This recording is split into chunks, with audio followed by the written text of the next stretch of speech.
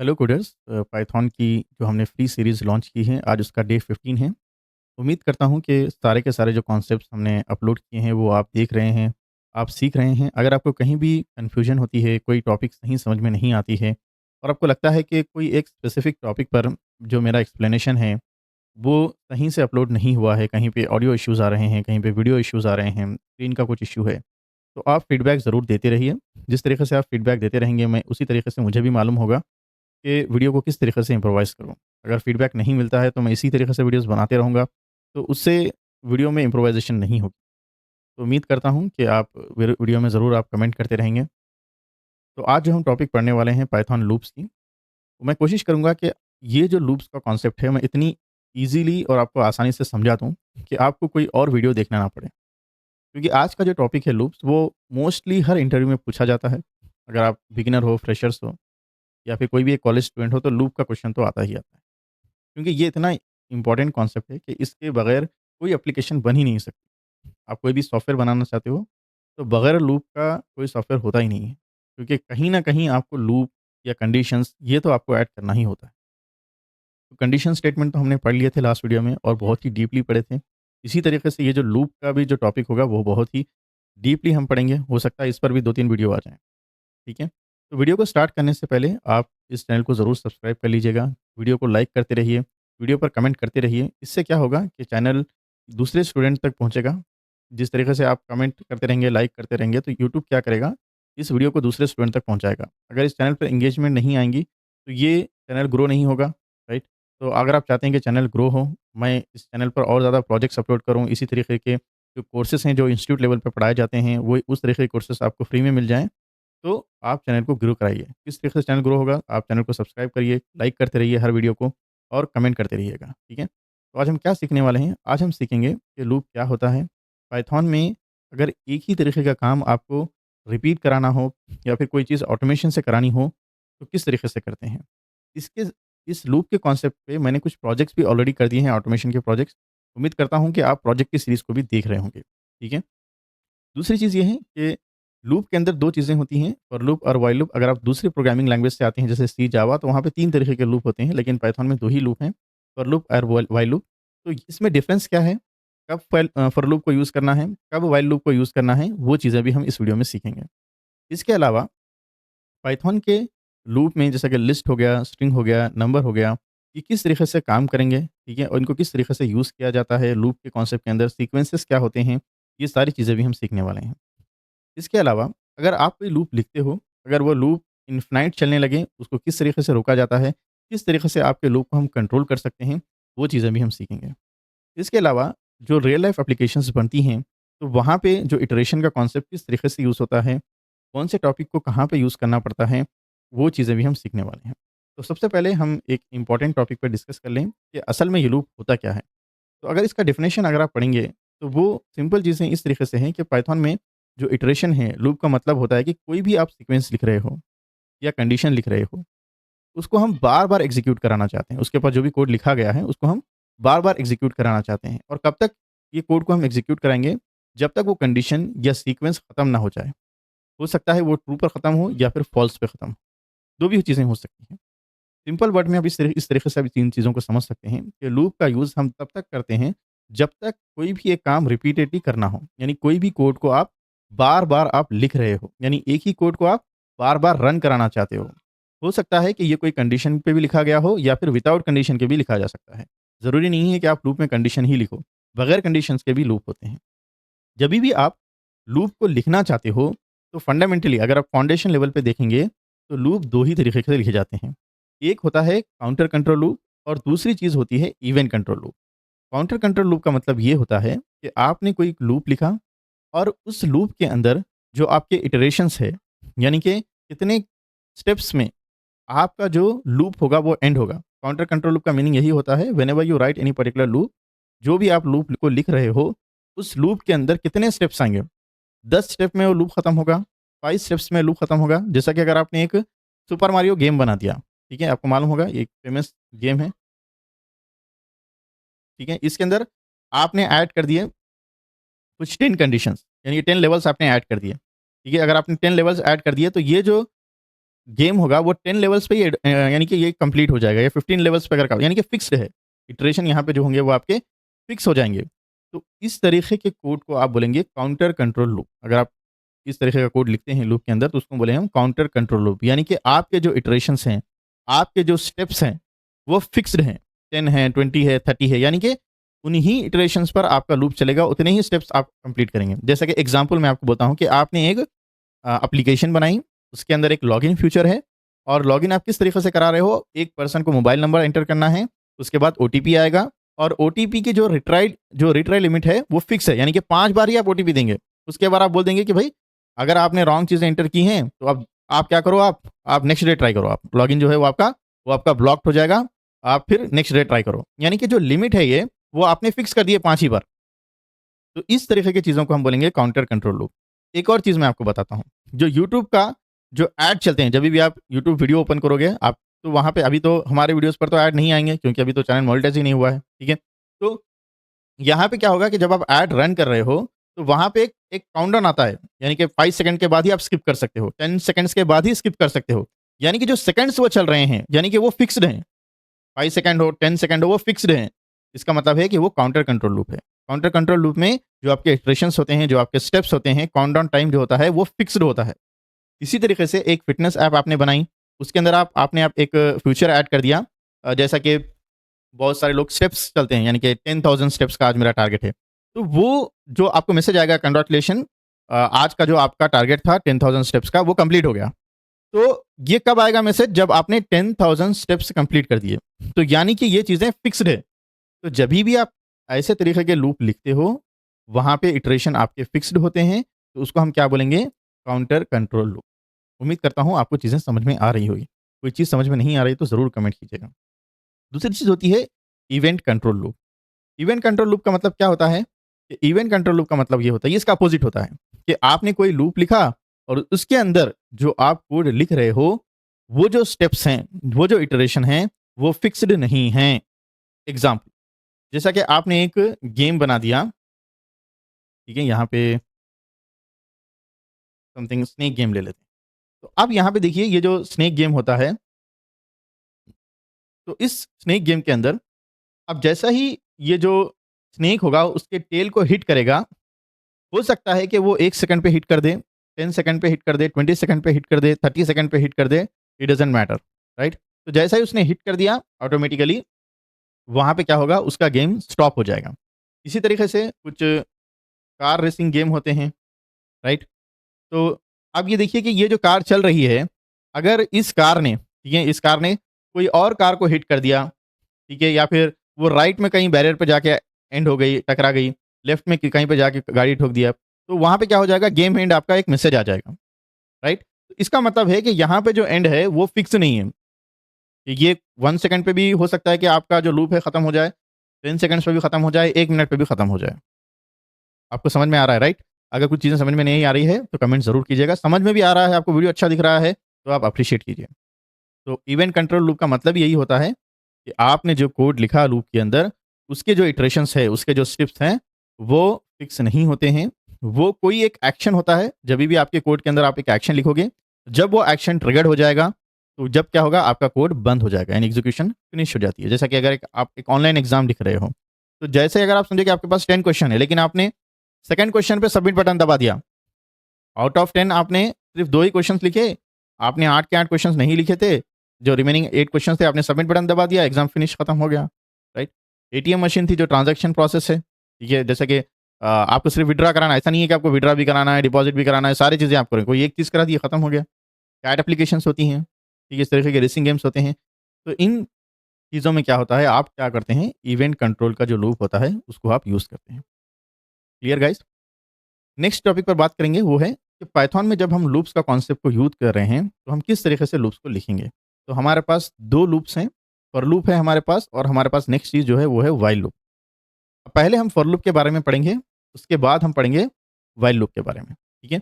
तो for loop हम कब यूज़ करेंगे? फॉर लूप हम काउंटर कंट्रोल लूप जितने भी काउंटर कंट्रोल लूप होते हैं, यानी कि आपके जो इटरेशंस होते हैं, वो फिक्स्ड हैं। ठीक है? जो भी आप सीक्वेंस पे आप कोई भी टेस्ट कोड को लिखना चाहते हो वहाँ पे, तो वो जो इटरेशन अगर आपके फिक्स्ड हैं, तब आप क्या यूज़ करोगे? फॉर लूप का कॉन्सेप्ट को यूज़ करोगे। ठीक है? तो यहाँ पे इसका सिंटैक्स कुछ इस तरीके से आता है, मैं एक फ़ाइल बना लेता हूँ।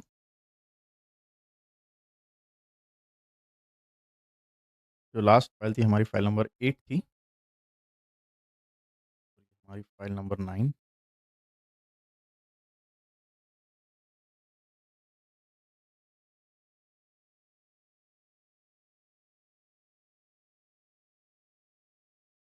तो इसको आपका यूज़ करके मैं यहाँ पे एक सिंपल सा एक डेफिनिशन लिख देता हूँ।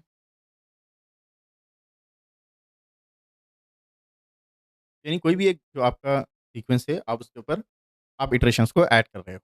हो सकता है कि जो आपका ये जो आपने सीक्वेंस लिया है, ये कुछ भी हो सकता है। आपका सीक्वेंस हो सकता है, कोई एक स्ट्रिंग वैल्यू भी हो सकती है, कोई रेंज ऑफ आप नंबर्स भी यहाँ पे ले सकते हो। हो सकता है कि ये कोई एक डेटा सेट है, ठीक है? जैसा कि लिस्ट हो गया, आपका डिक्शनरीज़ हो गए, उस तरीके से। या फिर आपका ये जो डेटा आ रहा है, कोई फ़ाइल से आ रहा है, कुछ भी चीज़ें हो सकती हैं। ठीक है? तो कभी भी आप क्या कर रहे हो, कोई भी एक जो सीक्वेंस का जो पे आप कोई भी एक कोड आपको रन कराना चाहते हो आप, उस सीक्वेंस के अंदर जितने भी डेटा होंगे, हर डेटा के ऊपर, हर इंडिविजुअल एलिमेंट पे आपका जो ये कोड होगा, वो कोड चलेगा आपका। ठीक है? जो भी आपने कोड लिखा होगा लूप के अंदर, वो हर सीक्वेंस के एलिमेंट के ऊपर चलेगा आपका कोड। अगर उसके अंदर 10 एलिमेंट्स है, तो 10 एलिमेंट्स के ऊपर चलेगा, 15 एलिमेंट्स है, तो 15 यानी 15 एलिमेंट्स नथिंग बट अब कुछ भी डेटा हो सकता है। तो ये जो सीक्वेंस है, फॉर लूप के अंदर जो भी आप कोड लिख रहे हो, ये सीक्वेंस के अंदर जो आपके डेटा होता है, ओके, ये आपका फिक्स्ड होता है। हो सकता है इसके अंदर 10 डेटा ही हों, 20 डेटा ही हों, फिक्स्ड हो। यानी कि इसके अंदर एलिमेंट जो हैं, वो फिक्स्ड होते हैं। यानी कि कितना डेटा आपका आ रहा है, आपको ऑलरेडी मालूम होगा। जभी जाके आप फॉर लूप यूज़ करेंगे। ऐसा नहीं है कि आपको मालूम ही नहीं है कि डाटा कितना आ रहा है, तो ऐसा नहीं होगा। आपको मालूम होगा ना कि जब आप कोड लिख रहे हो, तो आप किन सिचुएशन पे कोड लिख रहे हो, यह चीज़ आपको मालूम होती है। और उन सिचुएशन के बेसिस पे ही आप प्रोग्रामिंग के कॉन्सेप्ट को यूज़ करते हो। तो फॉर लूप आप कब यूज़ करेंगे? आप एक लूप लिख रहे हो, वो लूप आपका एक सीक्वेंस पे चलेगा और सीक्वेंस कोई भी चीज़ हो सकती है। हो सकता है आप एक स्ट्रिंग के ऊपर लिख रहे हो, रेंज ऑफ नंबर्स आ रहे हों, कोई डेटा सेट हो या फिर कोई फ़ाइल से डेटा आ रहा है, एपीआई से डेटा आ रहा है, कोई चीज़ें हो सकती है। और जो भी डेटा वो आ रहा है, ऐसा नहीं है कि वो आता ही जा रहा है, आता है वो फिक्स्ड डेटा होता है वो आपका, ठीक है? तो जब जाके आप इन फॉर लूप को आप यूज़ कर रहे हो, जभी आपको मालूम होगा कि कितने बार हमारा यहाँ पे कोड हमारा चल रहा है, ठीक है? 10 डेटा के ऊपर चल रहा है, 20 डेटा के ऊपर, आपको ये चीज़ें मालूम होती हैं। एग्ज़ाम्पल मैं आपको समझा दूँ कि कोई एक टीचर है, वो अटेंडेंस ले रही है क्लास के अंदर, तो उसको मालूम होगा कि मैं कितने स्टूडेंट्स का अटेंडेंस ले रहा हूँ, 10 स्टूडेंट है, 20 है, 30 है। ऐसा नहीं है कि उनको मालूम ही नहीं है कि कितने स्टूडेंट्स हैं, तो उनको मालूम रहता है, राइट? तभी जाके मालूम होगा ना कि कितने प्रेज़ेंट थे, कितने एब्सेंट थे। जैसा कि कुरियर में जैसा कि एक डिलिवरी बॉय होता है, वो क्या करता है, वो उसको मालूम होता है कि कितने डिलिवरी पर अपडेट उसको देना है ऐप के अंदर। यानी कि अगर उसको 10 पार्सल डिलीवर करना है, तो 10 का ही अपडेट देगा। ऐसा नहीं होगा कि 10 डिलीवर करना था, 5 का अपडेट दिया उसने, 5 का नहीं दिया, ऐसा नहीं होता है, राइट? तो पहले से ही मालूम होता है कि आज का काम क्या है और क्या चीज़ें करनी होती हैं। तो इसका सिंटैक्स क्या है? सिंटैक्स बहुत ही सिंपल है। आप यहाँ पे फॉर लिखेंगे, उसके बाद आप यहाँ पे एक उसका एक रेफरेंस नेम देंगे। फिर यहाँ पे आप इन कीवर्ड को यूज़ करोगे और फिर आपका जो भी सीक्वेंस होगा, वो लिखोगे या फिर अगर कोई डेटा सेट है, तो वो चीज़ों को लिखेंगे आप, इस तरीके से आप लिखोगे। फिर आप वन टाइप स्पेस दोगे जिससे ये इंडेंट मेंटेन होगा, यानी कि ये जो ब्लॉक रेडी हो जाएगा, यानी कि जैसे ही आप वन टाइप स्पेस दोगे और जो भी कोड लिखोगे, वो इस ब्लॉक के अंदर कंसीडर किया जाएगा। तो यहाँ पे आपका कोड आ गया, यानी आपने आपने जो भी कोड लिखा था, वो कोड यहाँ पे आ गया और ये कोड यहाँ पे एग्ज़ीक्यूट हो जाएगा। इसके अलावा यहाँ पे एक चीज़ मैं आपको समझा दूँ, ये रेफरेंस नेम क्या होता है? तो ये रेफरेंस नेम कैसा काम करता है? ये एक्सेस करेगा, ओके, आपका डेटा सेट, यानी कि आपका जो भी आपने डेटा सेट दिया है, वो एक्सेस करेगा या फिर आपने जो भी सीक्वेंस दी हैं, वो चीज़ों को एक्सेस करेगा। और रेफरेंस नेम क्या रहता है? ये एक एक्ट करता है as a variable name, okay? Act as a variable, यानी कि जैसे आप वेरिएबल नेम देते हो, उसी तरीके से आप रेफरेंस नेम देते हो, ठीक है? तो सेम चीज़ें हैं, कोई चीज़ें आप अगर आपको समझ में नहीं आ रही है, तो आप पूछ सकते हो। फिर से मैं आपको सिंटैक्स समझा दूँ, यहाँ पे आप फॉर लिखोगे, रेफरेंस नेम लिखोगे, इन कीवर्ड यूज़ करोगे और जो भी आपका सीक्वेंस होगा या फिर डेटा सेट जिसको आप एक्सेस करना चाहते हो और उस पर आप क्या कोड यहाँ पे एग्ज़ीक्यूट कराना चाहते हो, वो कोड यहाँ पे आप लिखोगे। रेफरेंस नेम कुछ भी जैसा कि आप वेरिएबल नेम देते हो, वैसे ही आप रेफरेंस नेम देते हो। ये रेफरेंस नेम कब यूज़ होता है? जब इस डेटा को आपको यूज़ करना हो, एक्सेस करना हो, तो वो रेफरेंस नेम के ज़रिए से एक्सेस होगा, ठीक है? इसके अलावा जभी भी आप जब लूप लिख रहे हो, तो ये लूप क्या होता है कि 3 चीज़ों में डिवाइड होता है, ओके? हाउ किस तरीके से लूप वर्क करेगा 3 चीज़ों के अंदर। एक होगा आपका स्टार्टिंग पॉइंट, नेक्स्ट चीज़ होगा आपका एंडिंग पॉइंट, यानी कि लूप कब खत्म हो रहा है। नेक्स्ट चीज़ होता है आपका अपडेटिंग पॉइंट। 3 चीज़ों पे आपका लूप काम करेगा, यानी कि कब स्टार्ट होगा, कब एंड होगा और किस तरीके से अपडेट होगा। अपडेटिंग पॉइंट मतलब स्टार्ट से एंड तक कैसा जाएगा, ठीक है? एग्ज़ाम्पल मैं आपको समझा दूँ कि आपको जैसा कि हैदराबाद से दिल्ली जाना है, तो हैदराबाद आपका स्टार्टिंग पॉइंट हो गया, दिल्ली आपका एंड पॉइंट हो गया। अपडेटिंग पॉइंट क्या है कि यहाँ से जैसे कि हैदराबाद से दिल्ली के लिए जो भी रास्ता होगा, वहाँ पे कोई भी सिटीज़ लगेंगे, कोई भी टाउन लगेंगे, तो वो आपके अपडेटिंग पॉइंट्स आते जाएँगे, यानी यहाँ से आपको जाना है। तो उसी तरीके से जब आप एक लूप चलाते हो, तो लूप स्टार्ट होता है, लूप एंड होता है और लूप स्टार्ट से एंड तक किस तरीके से पहुँचेगा, वो अपडेटिंग पॉइंट के ज़रिए से मेंशन होता है। उम्मीद करता हूँ कि आपको चीज़ें समझ में आ रही होंगी। ठीक है? अगर कोई चीज़ें समझ में नहीं आ रही हैं, तो आप ज़रूर पूछिएगा। स्टार्टिंग पॉइंट को हम अगर प्रोग्रामिंग की भाषा में हम बोलेंगे तो इसको इनिशियलाइज़ेशन बोलते हैं। ठीक है? इनिशियलाइज़ेशन। एंडिंग पॉइंट का मतलब होता है कि आप यहाँ पे कोई भी एक कंडीशन आप यहाँ पे ऐड कर रहे हो। ठीक है? अपडेटिंग पॉइंट का मतलब ये होता है कि आपने यहाँ पे हो सकता है कोई इंक्रीमेंट कर दिया, यहाँ पे आपने कोई चीज़ को डिक्रीज़ कर दिया, ठीक है? यहाँ पे आपने कोई चीज़ फ़ॉर्मूला लगा दिया, ठीक है? यहाँ तो उस तरीके से चीज़ें अपडेट होती है। तो 3 चीज़ें होती हैं, एक तो होता है आपका स्टार्टिंग पॉइंट, दूसरी चीज़ें होती है आपकी एंड पॉइंट यानी कि आपने कोई कंडीशन लगा दी या फिर यहाँ पे कोई रिस्ट्रिक्शन आ गई है, उस वजह से ये आप यहाँ पे आपका लूप क्लोज़ हो जाएगा। अपडेटिंग पॉइंट मतलब कि अब ये स्टार्ट से एंड तक कैसे जाए? कुछ चीज़ें इंक्रीज़ होनी पड़ेंगी या फिर डिक्रीज़ होंगी या फिर आप कुछ फ़ॉर्मूला लिखोगे। उन चीज़ों से क्या होगा कि आपका जो लूप वो स्टार्ट से एंड तक पहुँचेगा। ठीक है? तो एग्ज़ाम्पल के ज़रिए से हम इन चीज़ों को समझते हैं। यहाँ पे मैं एक एग्ज़ाम्पल ले लेता हूँ, जहाँ पे मुझे एक स्ट्रिंग वैल्यू को एग्ज़ीक्यूट कराना है। ठीक है? तो कोई भी एक स्ट्रिंग वैल्यू ले लेते हैं हम। जैसा कि यहाँ पे एक ले ले रहा हूँ डेटा और यहाँ पे लिख देता हूँ वेलकम। ठीक है? अब इसको मैं लूप में लेता हूँ और यहाँ पे रेफ़रेंस नेम कुछ भी ले सकते हो आप। एग्ज़ाम्पल के ज़रिए से मैं आई रेफ़रेंस नेम ले रहा हूँ। आई लिखना ही ज़रूरी नहीं है, कुछ भी लिख सकते हो। आपका नाम भी लिख सकते हो आप। फॉर आई इन डेटा और यहाँ पे लिख देता हूँ प्रिंट आई। तो अब यहाँ पे क्या चीज़ें होंगी? तो यहाँ पे पहली चीज़ होगी स्टार्टिंग पॉइंट। स्टार्टिंग पॉइंट क्या है यहाँ? ठीक है? नेक्स्ट चीज़ें आपको समझना होगा कि एंड क्या है यहाँ और अपडेटिंग पॉइंट क्या है? ठीक है? तो यहाँ पे स्टार्ट कहाँ से होगा ये डेटा? ये स्टार्ट होगा डब्ल्यू से, ठीक है? और एंड कहाँ पे होगा? ई पे, क्योंकि ये डेटा फिक्स है आपका, इसीलिए आप फॉर लूप यूज़ कर रहे हो। और अपडेटिंग ये होगा वो बाय डिफ़ॉल्ट ये यहाँ पे फॉर लूप क्या करेगा आपका इंक्रीमेंट करते जाएगा +1 में, ठीक है? तो इस तरीके से काम करेगा मतलब कि पहले डब्ल्यू होगा फिर +1 यानी कि नेक्स्ट एलिमेंट आएगा आपका ई, फिर उसके बाद नेक्स्ट एलिमेंट और जहाँ तक आपने डेटा दिया हुआ है सीक्वेंस के अंदर जो भी आपका डेटा था, वो वहाँ तक एग्ज़ीक्यूट करेगा। ठीक है? तो यहाँ पे मैं एग्ज़ीक्यूट करता हूँ तो आप देख सकते हो ये पहला एलिमेंट है, उसके बाद दूसरा एलिमेंट है, उसके बाद तीसरा, चौथा, 5वाँ, 6वाँ, 7वाँ इस तरीके से सारे के सारे 1 बाय 1 जो एलिमेंट थे, वो प्रिंट है। ऐसा नहीं है कि आपको वेरिएबल के अंदर लेना है, आप डायरेक्ट भी दे सकते हो जैसे कि अगर मैं यहाँ पे दे दूँ फॉर आई इन ठीक है? वेलकम, वेलकम ठीक है? इस तरीके से मैं अगर दे दूँ और यहाँ पे लिख दूँ प्रिंट आई, तो सेम चीज़ ही यहाँ पे प्रिंट होगी, कोई डिफरेंस नहीं होगा। ठीक है? अगर आप मल्टीपल वर्ड्स भी देना चाहते हो तो आप वर्ड्स में भी दे सकते हो। चलिए कुछ नंबर्स ले लेते हैं। नंबर्स के लिए मैं यहाँ पे एक फंक्शन का यूज़ करूँगा बिल्ट इन फंक्शन जो होगा हमारा रेंज फंक्शन। तो अब यहाँ पे देखेंगे रेंज फंक्शन को हम किस तरीके से यूज़ कर सकते हैं। तो यहाँ पे मैं लिख लेता हूँ for i in range function. थोड़ा इसको मैं स्क्रॉल अप कर लेता हूँ। ठीक है? For i in range function और यहाँ पे मैं लिख दूँगा कोई भी रेंज ऑफ नंबर जैसा कि 5 लिख देता हूँ मैं और यहाँ पे लिख दूँगा प्रिंट। तो अब ये क्या करेगा क्योंकि जो नंबर सिस्टम है अगर आप देखें तो ये डेसिमल नंबर को फ़ॉलो करेगा। तो डेसिमल नंबर के अंदर यानी कि 5 मतलब कि टोटल डेसिमल वैल्यूज़ कहाँ थे 10 वैल्यूज़ है। 10 वैल्यू मतलब 0 टू 9 ये कैलकुलेट करेगा। तो ये स्टार्टिंग कहाँ से होगा ये 0 से स्टार्ट होगा। ठीक है? तो 0 से स्टार्ट होगा मतलब पहले कहाँ से होगा ये 0 प्रिंट करेगा। टोटल 5 वैल्यूज़ प्रिंट करेगा ये, राइट? तो 0, 1, 2, 3, 4 1 टू 4 वैल्यूज़ है इंक्लूडिंग 0 5 वैल्यूज़ है। तो अब पहले क्या होगा ये 0 प्रिंट करेगा, उसके बाद 1 आएगा, उसके बाद 2, उसके बाद 3, उसके बाद 4 इस तरीके से सारे के सारे वैल्यूज़ यहाँ पे वो प्रिंट कर देगा। ठीक है, क्लियर गाइस? कुछ डाउट आ रहा है, आपको समझ में नहीं आ रहा है तो कमेंट ज़रूर कीजिएगा। वीडियो थोड़ा लेंथी हो रहा है, मैं समझ रहा हूँ लेकिन कॉन्सेप्ट भी आपको क्लियरली समझ में आने चाहिए। अगर आपको कॉन्सेप्ट इसलिए समझ में नहीं आया, 2-3 मिनट की वीडियो से फिर फ़ायदा ही नहीं होगा। चलिए एक और एग्ज़ाम्पल के ज़रिए समझते हैं। अब इस जो रेंज ऑफ वैल्यूज़ है जैसे कि ये 0 से स्टार्ट हो रहा है, मुझे कहीं कुछ और नंबर से स्टार्ट करना है, तो मैं किस तरीके से करूँ? यहाँ पे लिख देता हूँ for i in range of और यहाँ पे मैं लिख दूँगा मुझे 3 से स्टार्ट करना है और एंड वैल्यू मैं 5 ही देता हूँ। तो अब ये क्या करेगा? अब ये किस तरीके से काम करेगा? स्टार्टिंग जो होगा वो 3 से करेगा, लेकिन एंड जो होगा वो टोटल 5 वैल्यूज़ पे ही होगा। एंड 5 वैल्यूज़ से मतलब कि ये एंड क्या होगा? एंड ये 4 पे एंड कर देगा। आप देख सकते हो 3 और 4 क्योंकि 5 जब मैं यहाँ पे दे रहा हूँ मतलब कि ये टोटल 5 एलिमेंट्स है। 5 का मतलब क्या है? Total 5 elements. 5 एलिमेंट्स मतलब ये 0 टू 4 है। Is it clear guys? Yes, no? आप कमेंट में ज़रूर बताइएगा। आपको कोड समझ में आया, नहीं समझ में आया?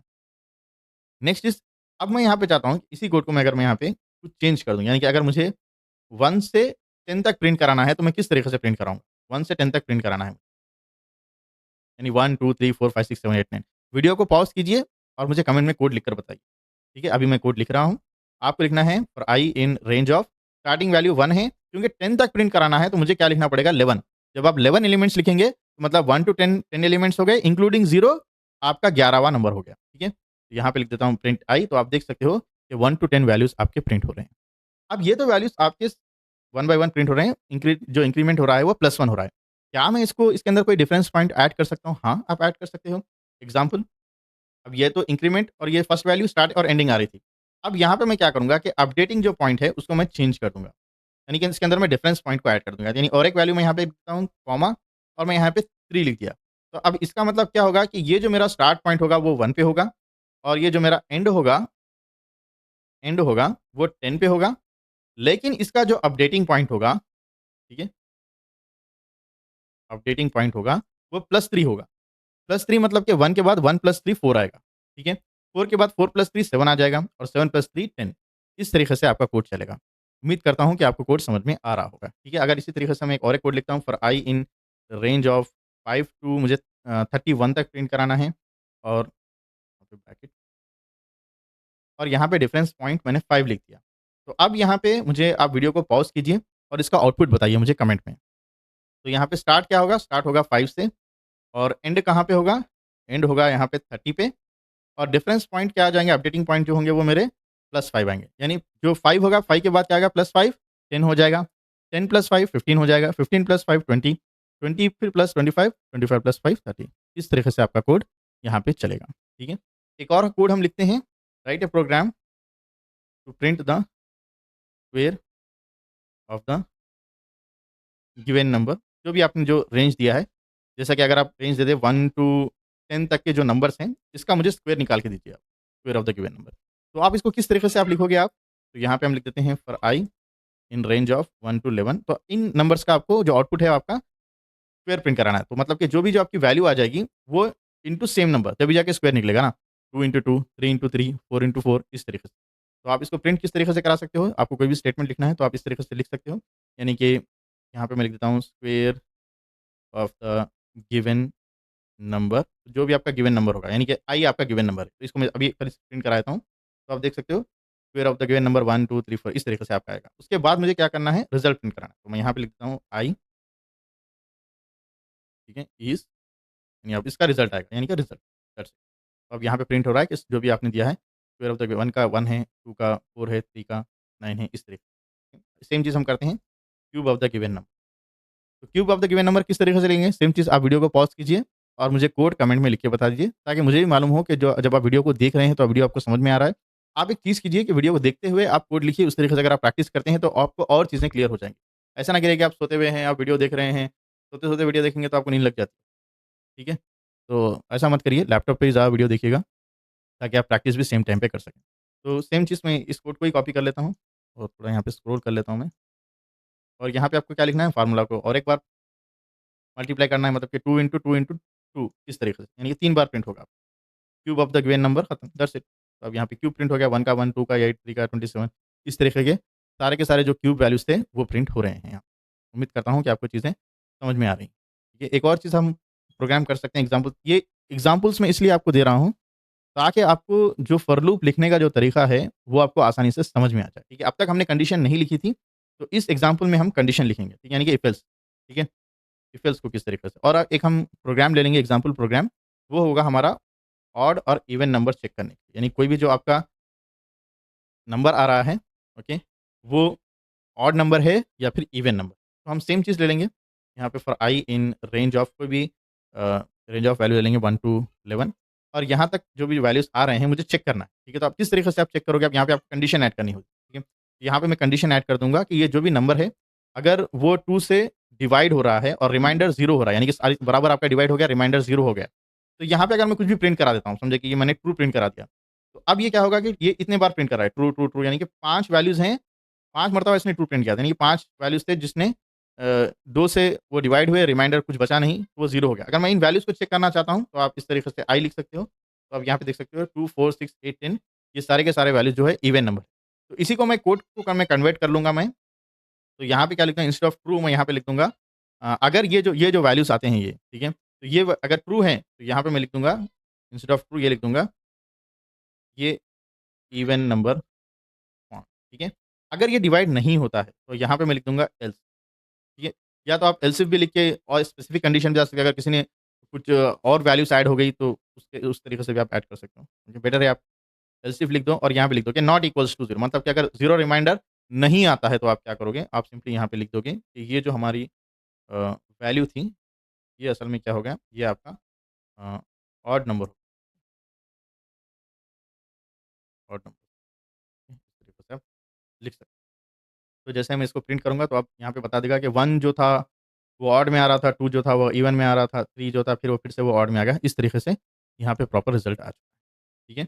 एक और एग्ज़ाम्पल ले लेंगे इस एग्ज़ाम्पल में हम चेक करेंगे कि कोई भी जो आप लिख रहे हो उसके अंदर फ़ॉर्मूलाज़ को किस तरीके से ऐड करेंगे, ठीक है? यहाँ पे हम फ़ॉर्मूला का एग्ज़ाम्पल इससे पहले हमने स्ट्रिंग का ले लिया है, नंबर्स भी ले लिए हैं, हमने इफ एल्स कंडीशन भी ले ली है। अब हम क्या यूज़ करेंगे, हम फ़ॉर्मूलाज़ को यूज़ करेंगे। फ़ॉर्मूलाज़ को यूज़ करने के लिए हम एक एग्ज़ाम्पल प्रोग्राम लेंगे, बहुत ही फ़ेमस एग्ज़ाम्पल प्रोग्राम है।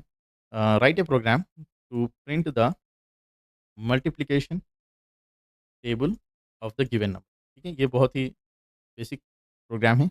अगर आपने सी लैंग्वेज पढ़ा है, जावा पढ़ा है तो वहाँ पे आपने करा होगा। तो यहाँ पे हम फ़ॉर्मूला को लिखेंगे, तो आप किस तरीके से इन चीज़ों को लिख सकते हो? तो आपको पहले क्या चीज़ करनी है, आपको क्या-क्या चीज़ें रिक्वायर्ड है? तो आपको रिक्वायर्ड है एक नंबर, यानी कि टेबल नंबर जैसा कि 7 हो गया या 5 हो गया, कोई भी एक नंबर ले सकते हो। फिर आपका आ गया फ़ॉर्मूला, यानी कि आपका फ़ॉर्मूला में आपका एग्ज़ीक्यूशन इस तरीके से होना चाहिए कि 7 इंटू जो भी नंबर आएगा, यानी इसका इटरेशन होगा, वो प्रिंट कराकर इसका यहाँ पे रिज़ल्ट करा दे। ठीक है? इस तरीके से।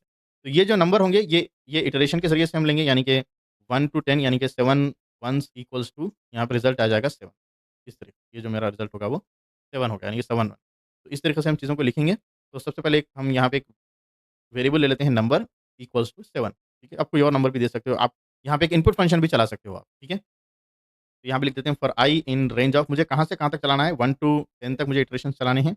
और यहाँ पे जो मेरा रिज़ल्ट होगा कुछ इस तरीके से होगा कि जो भी आपने नंबर दिया है, उसको इस इटरेशन से मुझे प्रिंट कराना है। यानी कि 7 इंटू दिस 1 नेक्स्ट इटरेशन पे क्या प्रिंट होगा 7 इंटू 2 फिर नेक्स्ट इटरेशन पे 7 इंटू 3 इस तरीके से कब तक प्रिंट होगा 10 तक। मैं आपको एक फ्लो चार्ट आपको मैं डालकर यहाँ पे समझा देता हूँ। एक पेंट का फ्लो चार्ट मैं यहाँ पे ओपन कर लेता हूँ। थोड़ा इसको मैं मैक्सिमाइज़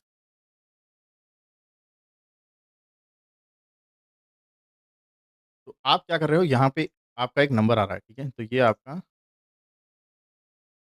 स्टार्टिंग पॉइंट ठीक है?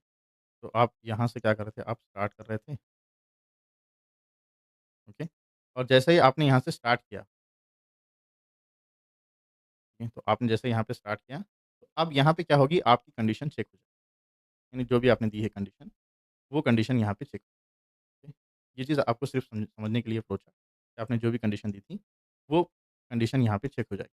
और जैसे ही ये कंडीशन यहाँ पे चेक हुई, अगर ये चीज़ें सही होती हैं, ठीक है? मैं थोड़ा और इंक्रीज़ कर लेता हूँ, और थोड़ा फिर इसको मैं ज़ूम करूँगा। तो अगर ये ट्रू होती है, तो यहाँ पे लिख देता हूँ मैं इफ इट इज़ ट्रू तो आपने जो भी कंडीशन दी, अगर वो ट्रू है, ठीक है? अगर वो ट्रू हो रही है, यहाँ से वो ट्रू हो रही है, तो अब ये क्या होगा, आपका जो कोड होगा, आपने जो भी कोड लिखा होगा, ये अब आपका कोड एग्ज़ीक्यूट हो जाएगा, ठीक है? जो भी आपका कोड है, वो एग्ज़ीक्यूट हो जाएगा, इस तरीके अगर वो कंडीशन करेक्ट होती है। अब एग्ज़ीक्यूशन के बाद क्या होगा, जैसे आपने कोड लिखा, ये एग्ज़ीक्यूट हो गया, तो अब ये जाएगा नेक्स्ट पॉइंट पे, यानी कि अपडेटिंग पॉइंट। ये जाएगा आपका अपडेटिंग,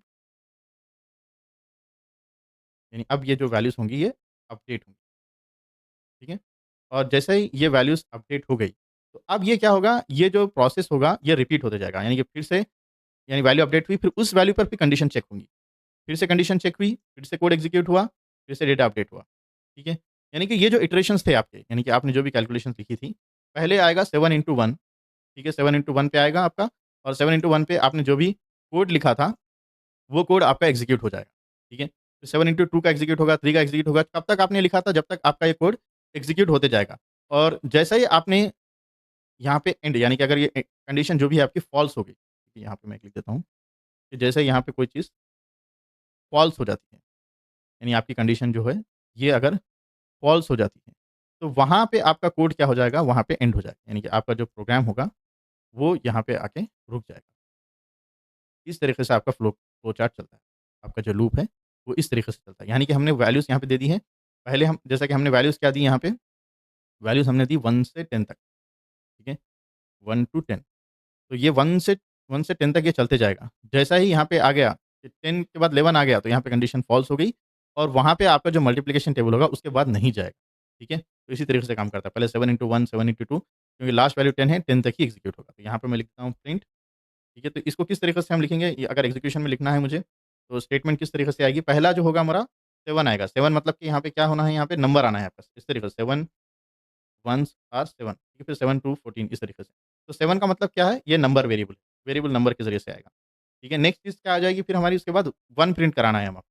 1 का मतलब क्या होगा? वो इटरेशन वैल्यूज़ है, i से वो प्रिंट हो रहा है 1 टू 10, तो यहाँ पे हम लिख देंगे i। फिर नेक्स्ट चीज़ जो है वो रिज़ल्ट है, यानी कि 7, यानी कि रिज़ल्ट के लिए हमने रिज़ल्ट वेरिएबल लिया है, तो ये इस तरीके से रिज़ल्ट यहाँ पे प्रिंट होगा। अब मुझे ये जैसे मैं सिंपली आपको प्रिंट करके बता देता हूँ, ठीक है? इस कोड को मैं कॉपी कर लेता हूँ, तो यहाँ पे आ रहा है 717 7214 7321 इस तरीके से। अगर मुझे यहाँ पे सिंबल्स भी देना है, तो मैं यहाँ पे स्ट्रिंग वैल्यूज़ को ऐड कर लूँगा, जैसा कि मुझे मल्टीप्लिकेशन सिंबल देना है, तो यहाँ पे एक स्ट्रिंग वैल्यू ले लूँगा और यहाँ पे मैं मल्टीप्लिकेशन का सिंबल दे दूँगा। फिर आई के बाद इक्वल सिंबल मुझे लेना है, तो यहाँ पे इक्वल सिंबल मैं यहाँ पे दे रहा हूँ, ठीक है? तो अब क्या हो जाएगा, मुझे वो सिंबल्स भी डिस्प्ले हो जाएँगे। उम्मीद करता हूँ कि आपको ये कोड समझ में आ रहा है। अगर आपको कहीं पे भी अगर आपको ऐसा दिख रहा है कि ये चीज़ें समझ में नहीं आ रही हैं, तो आप मुझे बोल सकते हैं, ठीक है? नेक्स्ट चीज़ के ऊपर लास्ट, ये मेरा लास्ट एग्ज़ाम्पल है। इसके बाद मैं आपको कुछ असाइनमेंट्स दूँगा, उन असाइनमेंट्स को आप प्रैक्टिस कीजिए, प्रैक्टिस करने के बाद आप मुझे कमेंट में ज़रूर बताइएगा, ठीक है? नेक्स्ट जो लास्ट एग्ज़ाम्पल है, वो स्ट्रिंग के ऊपर लेंगे हम और यहाँ पे हम क्या करेंगे, हम मल्टीपल कंडीशंस को लिखेंगे, ठीक है? Writing multiple condition. तो एक कंडीशन हमारी ये होगी कि हम उसको लूप में रन कराएँगे और जैसा ही हमारा लूप पे रन खत्म हो जाएगा, उस रिज़ल्ट को जनरेट करने के लिए फिर से हम एक कंडीशन लिखेंगे, ठीक है? तो उसके लिए हम क्या करेंगे, हम कोई भी एक स्ट्रिंग डेटा को लेंगे और इस स्ट्रिंग डेटा में हम चेक करेंगे कि कोई एक वोवेल हमारा फाउंड होता है या नहीं होता है, ठीक है? कोई भी हम स्ट्रिंग डेटा ले लेंगे। तो यहाँ पे हमने एक डेटा ले लिया, डेटा इक्वल्स टू यहाँ पे लेट्स टेक इनपुट फंक्शन, क्योंकि अब तक हमने सारे के सारे डेटा हम मैनुअली एंटर कर रहे थे। अब यहाँ पे input function enter any string value, यानी आपने जो भी स्ट्रिंग वैल्यू डाल दी, वो यहाँ पे आ जाएगी। फिर हम चेक करेंगे कि वॉवेल्स के लिए, तो उसके लिए हम एक और वेरिएबल लेते हैं कैलकुलेशन, ठीक है? कैलकुलेशन ऑफ वॉवेल, अभी हम इसको 0 कर देते हैं, ठीक है? और यहाँ पे हम एक कंडीशन ऐड कर देते हैं फिलवक़्त, अगर ये जो कैलकुलेशन जो भी हमारे पास आ रहा है, अगर वो अगर वो यहाँ पे कॉपी नहीं हुआ, मैं अगर वो 0 से ज़्यादा है, तो हम यहाँ पे प्रिंट करा देंगे येस वॉवेल, ठीक है? अगर वो 0 से अगर वो 0 ही है, ठीक है, मतलब ये कंडीशन अगर सही नहीं होती है, तो ऑटोमेटिक एल्स पे आ जाएगा। तो यहाँ पे लिखता हूँ नो वोवेल, ठीक है? इस तरीके, लेकिन अब किस तरीके से हम इसको फाइंड आउट करेंगे, तो हम यहाँ पे लूप चलाएँगे और यहाँ पे सिंपली लिख देते हैं फॉर आई इन डेटा, मतलब कि जो भी आपका डेटा आ रहा था, तो यहाँ पे हम एक कंडीशन लिखेंगे, अगर इस इटरेशन के अंदर, यानी कि जो भी आपका डेटा आया, ए आ गया, पहले बी आया, सी आया, डी आया, जो भी आपने इटरेशन लिखी है, वो वन बाय वन जो भी आ रही है, वहाँ पे हम चेक करेंगे कि इसमें कहीं पे ए तो नहीं है, कहीं पे आई तो नहीं है, ई तो नहीं है, ओ तो नहीं है, यू तो नहीं। अगर ये चीज़ें फाइंड होती हैं, तो आप क्या कर दो, ठीक है? आप यहाँ पे जो आपने जो वावेल का जो यहाँ पे वैल्यू दी है, 0 दी है, उसमें आप एक इंक्रीमेंट कर दो, प्लस इक्वल्स, ठीक है? तो यहाँ पे आप इंक्रीमेंट कर दो, अगर ये चीज़ें इंक्रीमेंट हो जाती है, तो ये वावेल है, अगर नहीं होती है, तो वावेल नहीं है। तो जैसा कि मैं यहाँ पे लिखता हूँ बीवाईडी, तो यहाँ पे आपका नो वावेल फाउंड आ रहा है। क्यों नो वावेल फाउंड आ रहा है? ये इसलिए हो रहा है क्योंकि बी भी वावेल के अंदर नहीं है, वाई भी नहीं है और डी भी नहीं है। लेकिन इसके अलावा मैं कुछ और नेम दे देता हूँ, जैसा कि मैंने यहाँ पे दे दिया टाटा। तो येस वावेल फाउंड, क्योंकि ए जो है वो रिपीट हो रहा है। अगर आप देखेंगे, अगर इस कोड को और अगर आप डिटेल में जाके अगर आप लिखेंगे, तो मैं यहाँ पे लिख दूँगा प्रिंट और आपका ये जो कैलकुलेशन वावेल है, अगर यहाँ पे इसको मैं जस्ट लिख देता हूँ यहाँ पे और यहाँ पे लिख देता हूँ टाटा, तो ये ए 2 बार फाउंड 2 बार इसने कैलकुलेट किया, क्योंकि ए 2 बार इसने लूप में चलाया। पहले ये सेकंड एलिमेंट और ये फोर्थ एलिमेंट, इस तरीके।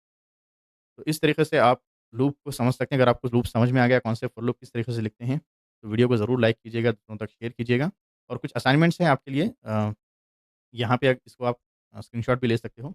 तो पहला मैं इस क्वेश्चंस आपको समझा दूँ, ताकि जभी भी आप प्रैक्टिस करो, तो आपको समझ में आ जाए कि आपको क्या एक्चुअली कोड लिखना है।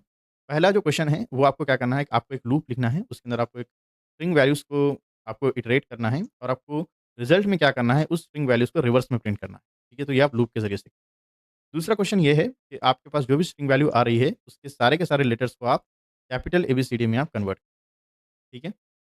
नेक्स्ट जो है, आप क्या करेंगे कि आपको कुछ स्ट्रिंग वैल्यूज़ लेनी है कुछ, वहाँ पे आपको क्या करना है, आपको स्पेसेस ऐड करना है और आपको चेक करना है कि उस स्ट्रिंग वैल्यूज़ के अंदर कितने बार स्पेस ऐड है। आप कुछ भी मल्टीपल एक एक लाइन लिख दीजिए, नंबर ऑफ वर्ड्स आ जाएँगे, स्पेस आ जाएँगे, फिर आप चेक कर लीजिए। नेक्स्ट चीज़ क्या करना है, आपको एक स्ट्रिंग लेना है और आपको चेक करना है कि वो जो स्ट्रिंग वैल्यू आपने दी है, वो पैराग्राफ है या नहीं, ठीक है?